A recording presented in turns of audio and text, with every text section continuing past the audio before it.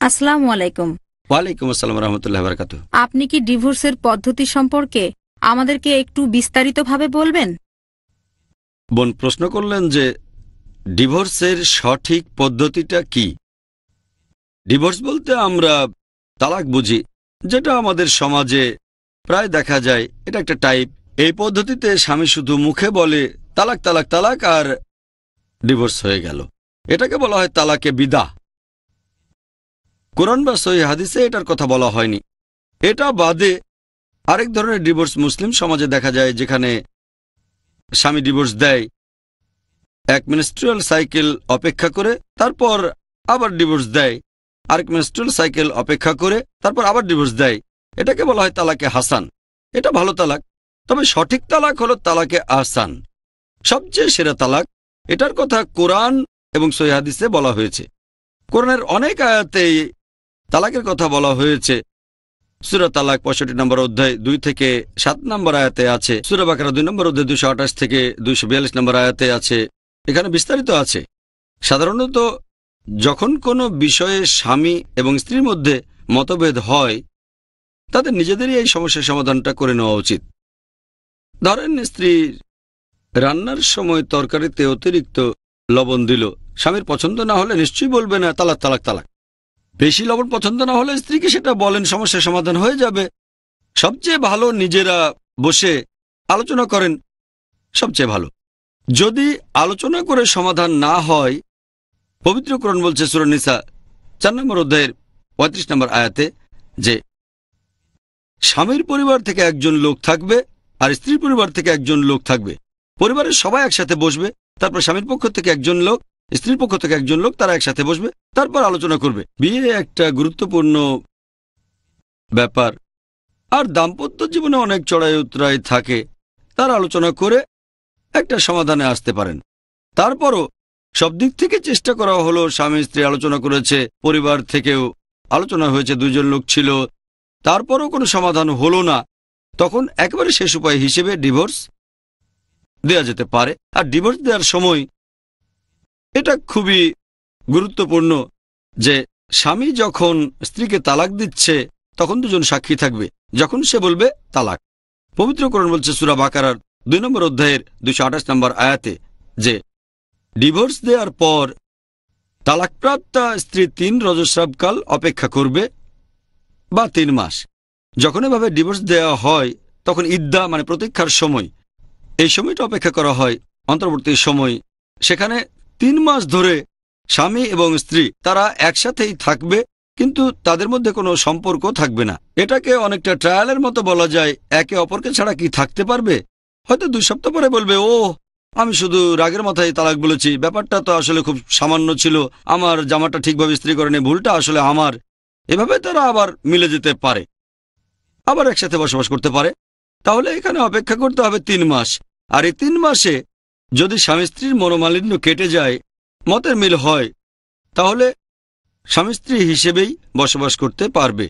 যদি ৩টা রজস্রাবকাল পার হয়ে যায়, তারপরও দুজনেই আলাদা হয়ে যেতে চায়, তাহলে তারা ন্যায়সঙ্গতভাবে আলাদা হতে পারে। তারা একে অন্যের সাথে ঝগড়া করবে না, একে অন্যকে দোষ দেবে না, জনসমক্ষে অন্যের নামে বদনাম করবে না, ভদ্রভাবে সম্মান দেখিয়ে আলাদা হয়ে যাবে। আর পবিত্র কোরআন বলছে সূরা বাকারা ২ নম্বর অধ্যায় ২২৯ নম্বর আয়াতে যে স্বামীর দেয়া উপহারগুলো ফেরত নেওয়া উচিত না, সেগুলো স্ত্রীকে দিয়ে দেওয়াই ভালো। আর যদি আলাদা হয়, ধরেন ২ বছর পরে স্বামীর মনে হলো যে আমি ভুল করেছি, তাহলে আবার একই মহিলাকে বিয়ে করতে পারে। পবিত্র কোরআন বলছে সূরা বাকারা ২ নম্বর অধ্যায় ২৩২ নম্বর আয়াতে মহিলারা তাদের প্রাক্তন স্বামীকে বিয়ে করতে চাইলে বাধা দিও না। তার মানে মানুষের মধ্যে ভুল ধারণা আছে, যাকে ডিভোর্স দেওয়া হয় তাকে আর বিয়ে করা যায় না।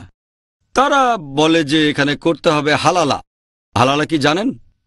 হালালা মানে স্ত্রীকে আরেকজনের সাথে বিয়ে দেওয়া হবে, এতে করে সে বৈধ হবে। ইসলাম ধর্মে এটার কোনো অনুমতি নেই। ইসলামিক নীতি অনুযায়ী কোরআন পড়লে দেখবেন, প্রথমবার ডিভোর্স দেওয়ার পরেও স্বামী এবং স্ত্রী আবার বিয়ে করতে পারে ইদ্দার সময়ের পরে। তবে তারা নতুন নিকানামা, নতুন মোহর অনুযায়ী বিয়ে করবে। এভাবে বিয়ে করার পরে আবারও যদি সমস্যা হয় আবারও সেই একই পদ্ধতি, স্বামী স্ত্রী প্রথমে আলোচনা করবে, তারপর সালিশ ডাকবে। ডিভোর্স দিতে হলে দুজন সাক্ষী লাগবে, তারপর আলাদা হয়ে যাবে। যদি 2 বছর পরে তারা মীমাংসা করতে চায় তাহলে আবার বিয়ে করতে পারে, তবে নতুন নিকানামা, নতুন মোহর। আবার সমস্যা হলে আবার আলাদা হতে পারে, তবে এটাই হলো একেবারে শেষ সুযোগ। পবিত্র কোরআনে সূরা বাকারা 2 নম্বর অধ্যায় 229 নম্বর আয়াত বলছে, এই তালাকের অনুমতি আছে 2 বার, তৃতীয়বারের পর আর হবে না। প্রথম 2 বার ডিভোর্সের পরে আবার বিয়ে দিতে পারেন, তবে তৃতীয়বার ডিভোর্স দিলে আর বিয়ে করা যাবে না, যদি না স্ত্রী আরেকজনকে বিয়ে করে সেটাকে আইনসিদ্ধ করে। এখানে মানুষজন নিয়ে এসেছে এই হালালা। যদি আমি রাগের মাথায় বলে ফেলি তালাক তালাক তালাক, তারপর অনুতাপ করি, তখন স্ত্রীকে আরেকজনের সাথে বিয়ে দেওয়া হবে। এর একদিন পরে তারা ডিভোর্স দেবে, আরেকজনকে বিয়ে করে আইনসিদ্ধ করবে, একদিন পরে ডিভোর্স দিয়ে আগের স্বামীকে বিয়ে করবে। এটা পুরোপুরি হারাম, এটা একেবারে হারাম। ইসলামে এটা নিষিদ্ধ। এরকম প্ল্যানও করতে পারবেন না। যেটা বলা হয়েছে, যদি স্বামী স্ত্রীর বিয়ে হয় তারপর ডিভোর্স দিল আবার বিয়ে করলো, এই বিয়ে করাটা ছেলে খেলা না। এটা তো পুতুলের বিয়ে না যে আপনি 2টো পুতুলের বিয়ে দিলেন, তারপর ভেঙে দিলেন, আবার বিয়ে দিলেন। যদি এভাবে 3 বার বিয়ে দেন তাহলে সেটা আর বদলানো যাবে না। আমার মনে আছে ছোটবেলায় আমার মা বলতেন, বাইরে গেলে ডালাটার দামটা জানতে পারবে। আমি ভাবতাম ডালাটা কি, আসলে ডাল আর আটা। বাইরে বের হলেই ডাল আটার দামটা জানতে আপনারা পারবেন। আমি ভাবতাম ডালাটা কি, হয়তো নতুন কোনো জিনিস, ডালাটা। পরে বুঝতে পারলাম এটা হলো ডাল আর আটা। বাইরে বের হয়ে বাজারে গেলে জানবেন যে ডাল আটার দামটা আসলে কত। সেরকম এটা কোনো ছেলে খেলা না যে অনেক হয়েছে, একবার বিয়ে, তারপর ডিভোর্স, আবার বিয়ে, আবার ডিভোর্স, শেষ, এবারে অন্য কাউকে বিয়ে করো। তখন যদি আরেকজনকে বিয়ে করে সেই স্ত্রী, তখন সে হয়তো বুঝতে পারবে যে আমার প্রথম স্বামী দিনে 5 ঘন্টা সময় দিত, এই স্বামী তো 2 ঘন্টা সময় দেয় না, প্রথম স্বামী আমার ভালো ছিল। এভাবে যদি নতুন কাউকে বিয়ে করে তখন সে হয়তো বুঝতে পারবে যে বিয়েটা আসলে ঠিক হয়নি, ভুল হয়েছে। তখন যদি এখানে স্বাভাবিকভাবে ডিভোর্স হয়ে যায়, একই পদ্ধতি, প্রথমে আলোচনা, তারপর স্বামী স্ত্রীর পক্ষ থেকে লোকজন সমাধানের চেষ্টা করবেন। সমাধান না হলে ডিভোর্স দেবেন, 3 রজস্রাবকাল অপেক্ষা করবেন, 3 মাস অপেক্ষা করে আলাদা হবেন। তারপরে সেই স্ত্রী প্রথম স্বামীকে বিয়ে করতে পারেন যে 3 বার তালাক দিয়েছে। এটা হলো তালাকে আহসান। এই তালাকের কথা পবিত্র কোরআন এবং সহিহ হাদিসে বলা হয়েছে। অন্য 2টো তালাকে বিদা, এটা পরে বানানো, তারপরে তালাকে হাসান। সবচেয়ে সেরা হচ্ছে তালাকে আহসান। এটার কথাই পবিত্র কোরআন এবং সহিহ হাদিসে বলা হয়েছে। আশা করি উত্তরটা পেয়েছেন।